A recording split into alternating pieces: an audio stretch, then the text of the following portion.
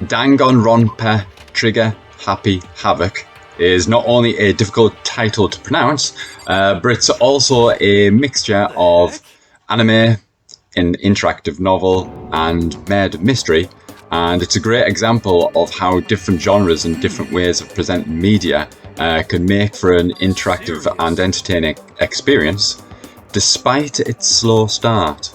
You play as one of 15 gifted students who are essentially sent to a gifted school for gifted people. You play as one of 15 gifted students who are basically sent to a school for, well, gifted students. By gifted, I mean that each character is the ultimate in their own different field. So, for example, one character is the ultimate pop star, and one character is the ultimate anime fan. You personally play as the ultimate lucky student because your access to the school was gifted to you by winning a competition. Each character is essentially a stereotype of their own unique trait. So, for example, the ultimate programmer is quite shy and hides away from people, and the ultimate anime fan is a fat, overweight, middle-aged geek. A goal that I'm currently aspiring to. Now, I mentioned that it's got a slow start. The reason for this is literally before the game even starts, before you even get into the school, before you even find out what the objective of the game is, you have to speak to every single one of the other students who are attending the school. I felt this was a difficult and slow start because you've got no connection to the characters, but I prefer to build that connection as the game itself develops. It felt more like a biography of each character before the game even started, and took about 20-25 minutes to get through. Once you get inside the school, you learn that the school is no ordinary school after all, and you are basically locked out from communication with the outside world, and all windows and communication is restricted. The headmaster of the school reveals himself to be a sadistic teddy bear who puts his own rules into place. The main rule placed upon the students is how they then graduate from this school, and this is the main plot of the game itself. Now, this rule is basically to kill one another. The students are tasked with killing one of the other students, but then getting away with that murder. And so when the game begins proper, a murder obviously does happen at some point, and you're given a series of clues to investigate to discover who the murderer is. Once you've concluded your investigation, the game shifts to a murder mystery trial, which is a bit of a different gameplay style. The trial is basically conducted via a group of mini-games where you present the evidence that you've learned to basically identify who the murderer is. These mini-games are pretty fun, and there is a great sense of satisfaction of realising how the clues that you've discovered fit into the overall narrative of the murder that's happened. Generally speaking, the game is a lot of fun, but it's very much akin to like the latest TV show that you're watching. As the game develops, the headmaster introduces new and different rules, the dynamics within the group change, and it is genuinely fascinating to see how the story develops. Personally, as I say, very much the same as you would with the TV show, I couldn't wait to see what would happen next with the story. In the same way I do about Attack on Titan. Now, there are a couple of reasons why I wouldn't suggest this game to everybody. Number one, it is very Japanese in nature. The art style, the wacky plot, the school setting, and basically the stereotypical characters that are presented are very much of that culture. Two, there is a lot of reading involved. Obviously, as games have become more and more modern, and hard drive isn't really a concern anymore, most games are pretty much voiced. There's a lot of reading in this game. I would suggest that probably about 2/3, if not 3/4 of the entire length of the game, which is about 40 hours, is essentially reading. And if that's not something you're into, chances are you probably won't get away with this. Finally, the gameplay essentially is the plot. The gameplay, as I've mentioned, is basically just discovering clues around a mystery, talking to other characters, and then going into this trial, which is a series of mini games. Other than that, there isn't really much gameplay, but the plot is the strongest feature. It is exactly what kept me coming back for more. Personally, I had a lot of fun with this game, and that is possibly because it's very much scripted and develops like a TV show. Each chapter or each murder, new and interesting developments take place, and I couldn't wait to actually see what was going to happen next. Overall, I really enjoyed this game. I had a lot of fun with it, and like I say, I do relate it more to a TV show in the way the plot develops. I had a lot of fun with it. I couldn't wait to see what would happen next.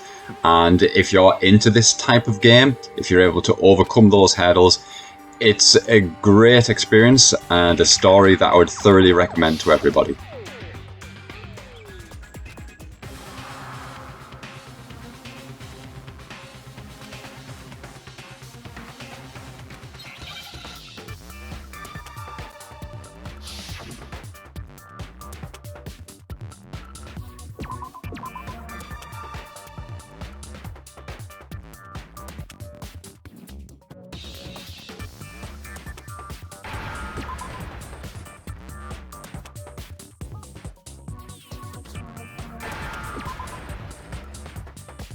Now I understand. That's right. There wasn't a single hair on the floor. So, the culprit removed some evidence? Yes, and if I were the culprit, why would I need to get rid of all the hair in my own room?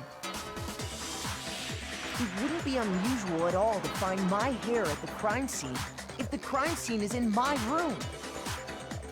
The reason all the hair was gone was to remove any trace that Sayaka had ever been there. That makes sense, does it not? No. If that were the case, they would have had to do something about the body itself, not just her hair. Yes, very true, very true. Okay, then why wasn't there any hair on the ground? The killer got rid of it all, of course. He removed any trace that they had ever been there. Wait, then that means... Precisely. It's simply beyond reason to believe that the room's owner and the killer are one and the same. Then, Makoto isn't the culprit? Are you sure we can decide something so important based solely on the absence of some hair? No. There are other reasons that prove why Makoto couldn't have done it.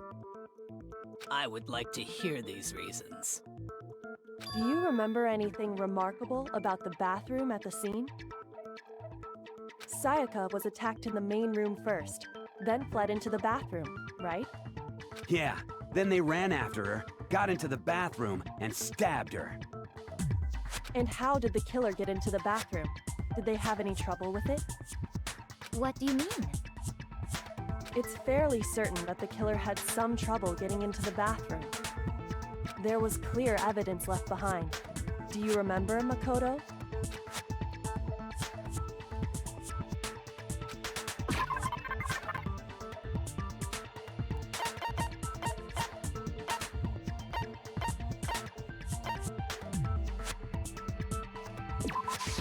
I got it!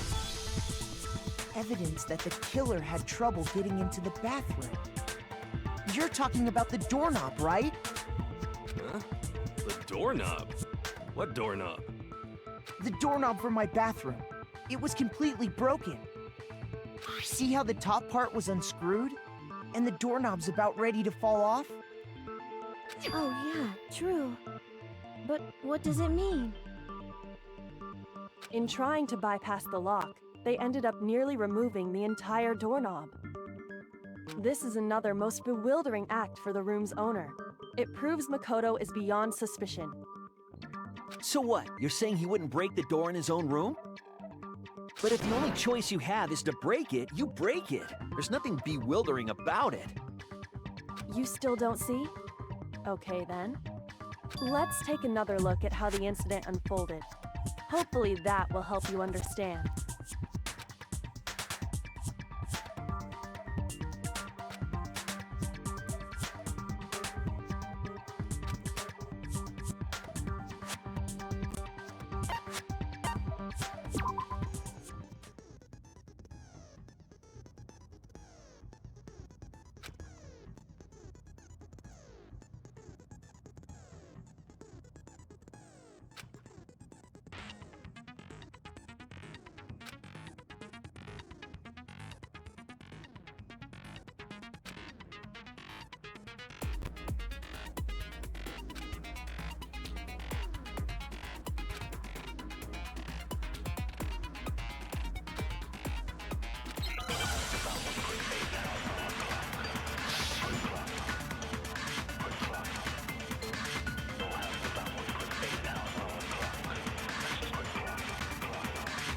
The incident took place in Makoto's room. Sayaka was first attacked in the main room. She then fled into the bathroom. Then the killer ran after her. And they got into the bathroom. At that point, the killer had to try and bust down the door because Sayaka had locked it. And finally, the culprit had Sayaka cornered. To finish the job, they stabbed her with the kitchen knife. It was you, wasn't it, Makoto? Admit it! We already know the answer.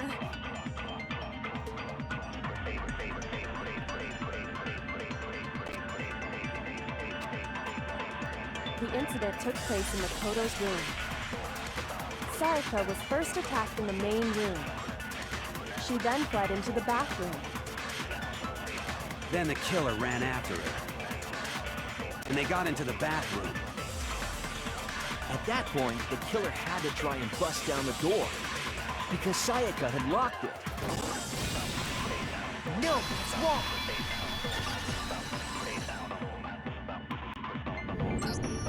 The reason my bathroom didn't open wasn't because it was locked. After all, the girls' rooms are the only ones with locking bathrooms, right? Yes.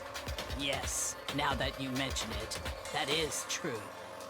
Then why didn't your bathroom door open? Because it was stuck. Huh? What are you talking about? My bathroom door doesn't fit in the frame quite right. Monokuma over there can testify to that. Yup, true as true can be. But you know, you're supposed to be the ultimate lucky student, right? But to have such a cruddy door... That's not lucky at all! So the reason the door didn't open was just because it was stuck. But the killer didn't know that and assumed it was locked. So they tore apart the doorknob to get in. Okay, but then why would the killer even think the door was locked in the first place? Everyone should have known you can't lock any of the boys' bathrooms. The killer could easily make that mistake, thanks to one important detail about the scene of the crime.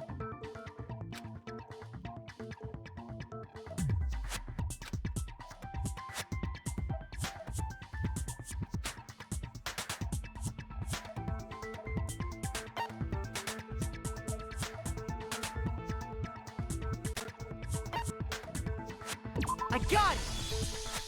The killer must not have realized that it was my room. What? Are you saying the culprit didn't even know where he was? That's inconceivable! And yet, he's absolutely right. Say what? Well, to be more specific, what the killer didn't know was that Makoto and Sayaka had switched rooms, which is what led to the misunderstanding about the bathroom. If Sayaka had been in her own room, then there would have been a lock on the door, and they would have had to break through! So they had no idea how unnecessary their actions were. Ultimately, we can't know if it came open by force or simply by accident. But the killer must have been considerably confused, with no idea how they actually got the door opened. Regardless, it was a pointless act. Wasting time trying to break down a door that wasn't locked is... Definitely something I wouldn't do, since I would have known exactly why it wasn't opening, right? That is a definite possibility. So the killer would have to be someone who didn't know they'd switched rooms? Then Makoto couldn't have done it. Okay, then who did do it? I'm sorry, but I give up! Quit without saving! But what happens if we can't decide on who we think did it? Well then, why don't we just vote right now? Majority rules! Majority rules? Do you really think that's a good idea? Yeah, our necks are on the line here. Someone seriously needs to do something. For serious. Does no one have any other thoughts or questions? It does not matter how trivial they may seem. Oh, as a matter of fact, I I do have one question. Oh, you. You don't gotta sound so disappointed. It's fine, it's fine. Just ask your question. Oh yeah. Okay, so, well, I was just wondering, how did the culprit get into Makoto's room in the first place? Yes. How did the killer get inside? Maybe Sayaka just dropped the key somewhere and the culprit picked it up. That's possible, right? I don't think so. That seems way too convenient. Then maybe someone picked the lock? Negative! If you remember, Monokuma made it quite clear that the locks are all unpickable. Fine. How about this? The killer got in the easy way. They could have knocked and said they wanted to talk or something, and Ms. Maizono just let him in. No, that can't be it either. Oh, trying to argue against me? Sounds like someone doesn't know his place. Hello? Why exactly can't that be it?